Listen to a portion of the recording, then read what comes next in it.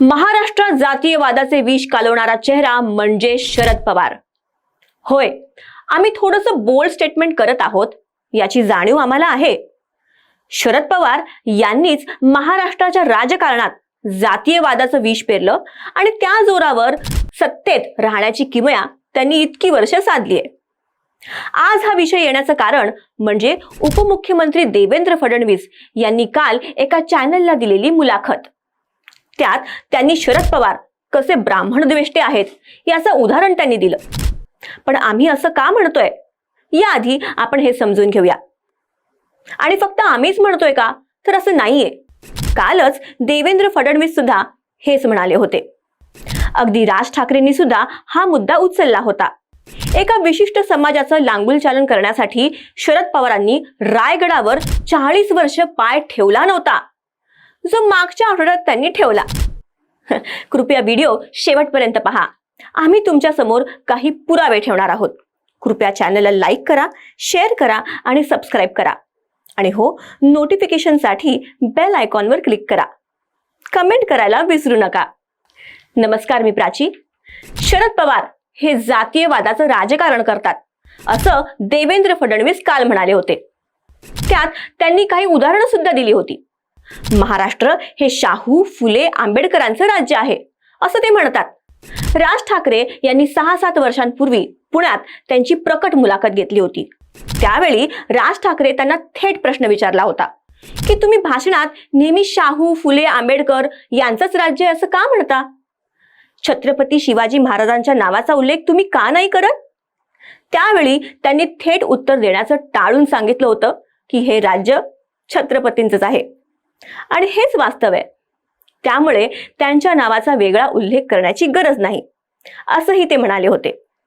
पण छत्रपतींच्या नावाचा उल्लेख केला तर कदाचित मुस्लिम समाज आपल्यापासून दूर होईल अशी भीती त्यांना असावी.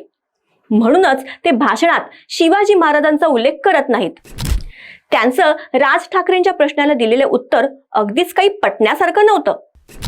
जर ते महाराजांना एवढे मानत असते तर रायगडावर पाय ठेवण्यासाठी त्यांना 40 वर्ष लागली नसती.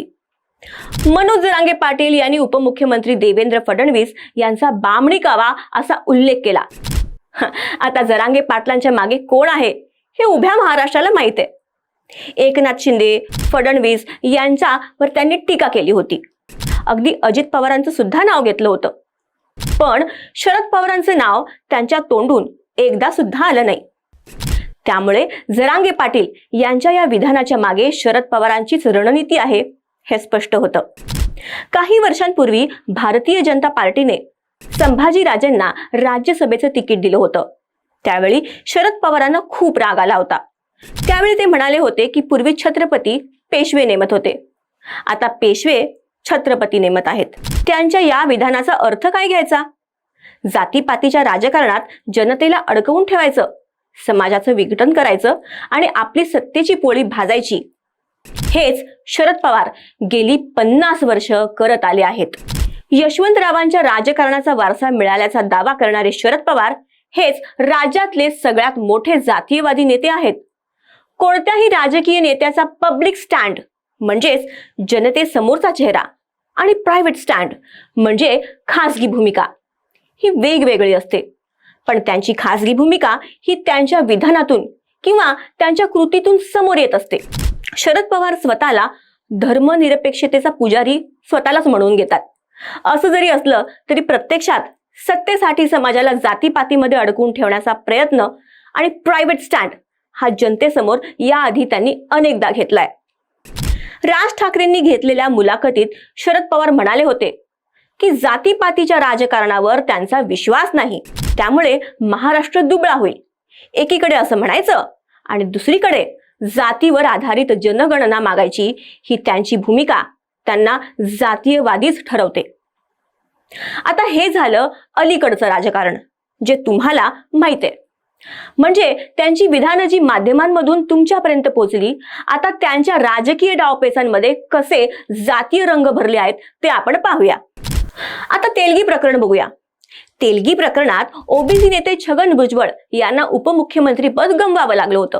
खरं तर त्या प्रकरणात पक्षातल्या मराठा नेत्यांच्या दबावामुळे शरद पवारांना भुजबळ यांचा राजीनामा मागावा लागला होता. शरद पवार जेव्हा काँग्रेस पक्षात होते त्यावेळी विलासराव देशमुख यांचं पक्षात वजन वाढत होतं. त्यांना शह देण्यासाठी शरद पवारांनी छगन भुजबळ यांना पक्षात घेऊन त्यांना बळ देण्याचं काम केलं. पवारांनी नेहमीच मराठा समाजातल्या नेत्यांना मोठं करायचं काम केलंय. पण मराठा समाजातला एखादा नेता मोठा होत चालला की त्याच्या विरोधात इतर समाजातल्या नेत्यांना उभं केलं, हा इतिहासच आहे. त्यामुळे शरद पवार हेच महाराष्ट्राच्या राजकारणात जातीपातीचं विष कालवतात, हेच सत्य आहे आणि हेच म्हणावं लागेल. तुम्हाला आमचा व्हिडिओ कसा वाटला आम्हाला नक्की कमेंट करून कळवा. आणि हो, बेल आयकॉन क्लिक करा जेणेकरून नोटिफिकेशन तुम्हाला येईल. लाईक, शेअर आणि सबस्क्राईब करा. धन्यवाद.